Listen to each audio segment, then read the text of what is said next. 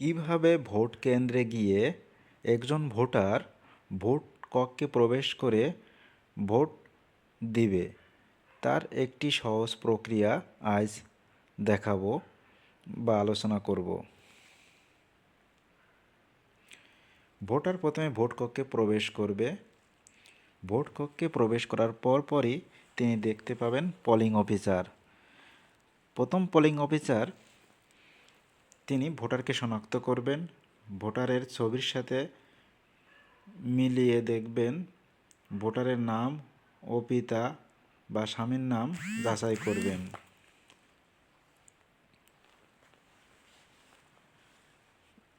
দ্বিতীয় যে polling officer থাকবে তিনি ভোটারের আঙ্গুলে অমোচনীয় কালির দাগ লাগাবেন। ভোটারের আঙ্গুলে কালির দাগ যাচাই করে যদি কালির দাগ না থাকে সেক্ষেত্রে পোলিং অফিসার অমোচনীয় কালির দাগ লাগাবেন। ভোটারের আঙ্গুলে যদি অমোচনীয় কালির দাগ থাকে বা কালির দাগ নিতে ভোটার অস্বীকৃতি জানায় সেক্ষেত্রে পরবর্তী কোনো ধাপ প্রযোজ্য হবে না এবং ভোটার তাৎক্ষণিকভাবে ভোট কক্ষের বাহিরে যাবেন এবং ভোট কেন্দ্র ত্যাগ করবেন। পোলিং অফিসার ভোটারের কর্মী নম্বর ও নাম উচ্চস্বরে বলবেন এবং ভোটার তালিকায় টিক চিহ্ন দিবেন।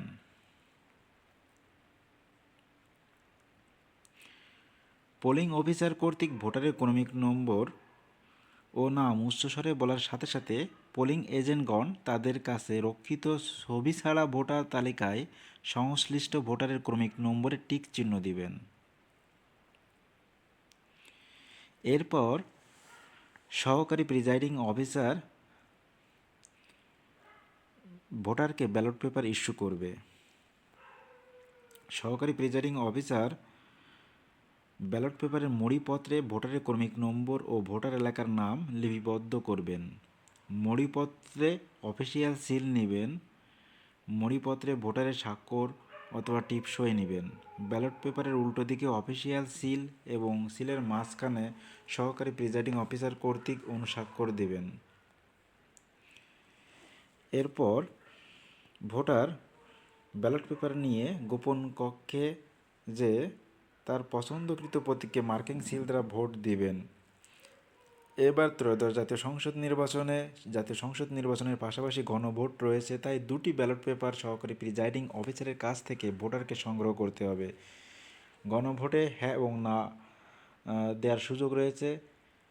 ভোটার হ্যাঁতে ভোট দিতে চাইলে হ্যাঁ ভোটে মার্কিং সিল দিবেন, না হাতে ভোট দিতে চাইলে না হাতে মার্কিং সিল দিবেন। এভাবে দুটি ব্যালট পেপারে মার্কিং সিল দেওয়ার পর সিল মারা প্রতীকের মাঝ বরাবর লম্বালম্বি ভাঁজ করে তারপর আড়াআড়ি ভাঁজ করে স্বচ্ছ ব্যালট বাক্সে রাখবেন।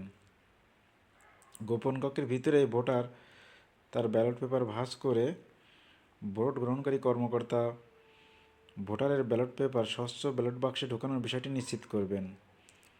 গোপন কক্ষের বাইরে স্বচ্ছ ব্যালট বাক্স থাকবে, সেখানে ভোটার তার ভাঁজ করা ব্যালট পেপারটি রাখবেন যেখানে সবাই দেখতে পাবে।